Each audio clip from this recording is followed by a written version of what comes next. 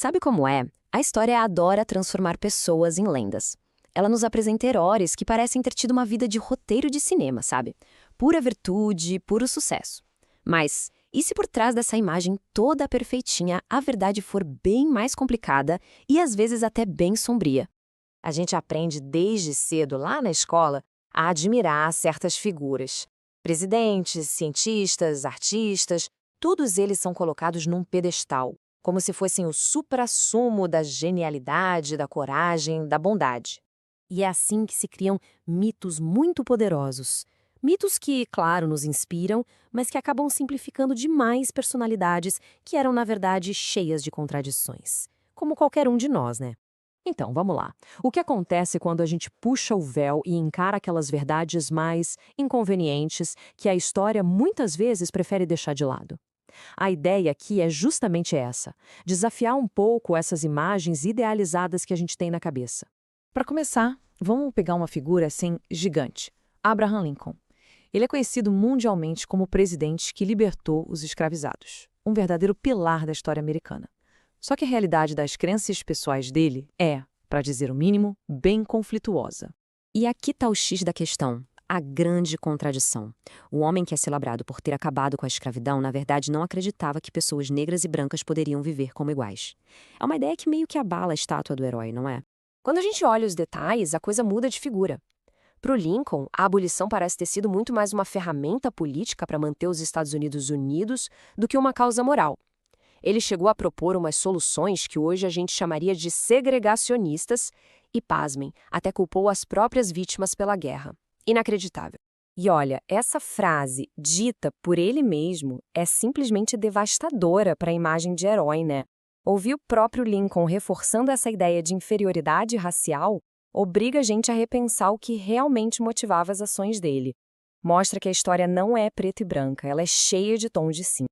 Agora, saindo da política e indo para a ciência. Albert Einstein. O nome dele é tipo um sinônimo de gênio, uma mente que revolucionou nossa forma de ver o universo. Mas, recentemente, diários de viagem dele vieram à tona e revelaram um lado que, francamente, pouca gente conhecia. O lance é que, em público, principalmente mais pro fim da vida, Einstein foi um baita defensor dos direitos civis. Só que os escritos pessoais dele de uma viagem pela Ásia lá nos anos 20 contam uma história bem diferente. Uma história cheia de preconceitos que são, assim, chocantes. Essa frase, tirada do diário dele, é bem perturbadora. Ela revela um desprezo, uma visão de mundo hierárquica que bate de frente com aquela imagem do humanista que a gente aprendeu a celebrar. E o pior é que não foi um comentário infeliz, isolado, sabe? Os diários mostram que era um padrão. Ele usava termos desumanizantes para descrever vários povos que encontrou na viagem.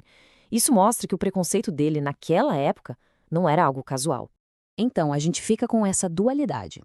Como pode a mesma pessoa que escreveu essas coisas horríveis se tornar mais tarde uma voz tão importante contra o racismo?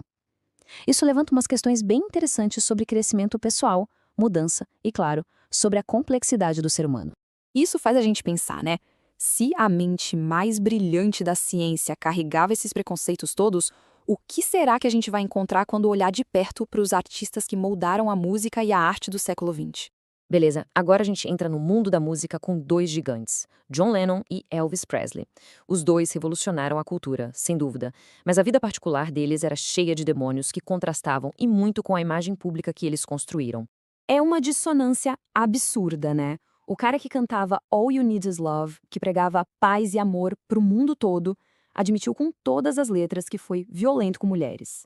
A primeira esposa e o filho dele, o Julian, descreveram um ambiente de abuso psicológico, de negligência, algo muito, mas muito distante da imagem de paz que ele vendia. Agora, vamos falar do rei. O carisma do Elvis era uma coisa de outro mundo, isso é inegável.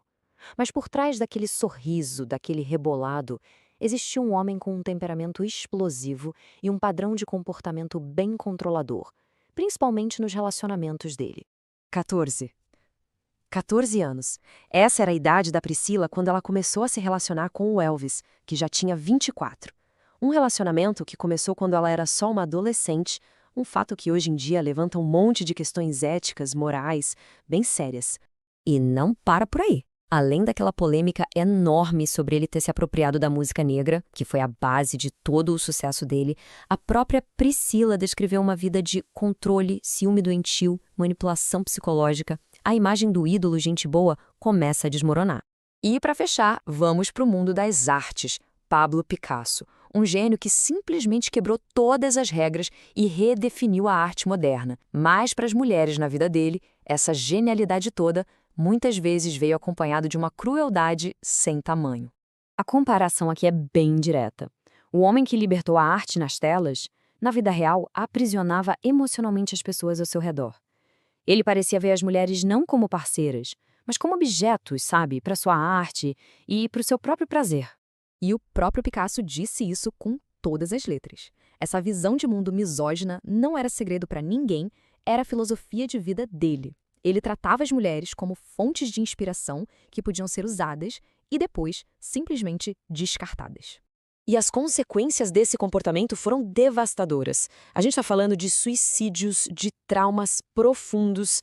A lista de mulheres que sofreram nas mãos dele é longa. Dizem que ele até armava encontros entre as amantes no ateliê dele só para se divertir com o confronto. É um legado de dor que corre em paralelo ao legado de genialidade artística. Ok, depois de ver tudo isso, a gente faz o que com essa informação toda? Como é que se equilibra a admiração pelas conquistas dessas pessoas com o conhecimento das falhas morais profundas que elas tinham? Acho que o ponto principal aqui é reconhecer a complexidade da coisa toda. A ideia não é sair cancelando todo mundo, mas sim entender essas figuras por completo. Ser um gênio numa área não dá um passe livre para ser cruel em outra. A história real raramente é simples assim. E a gente termina com essa pergunta no ar. Não tem resposta fácil, não, mas é uma discussão que a gente precisa ter. É possível separar a arte do artista? É algo que a gente deveria fazer?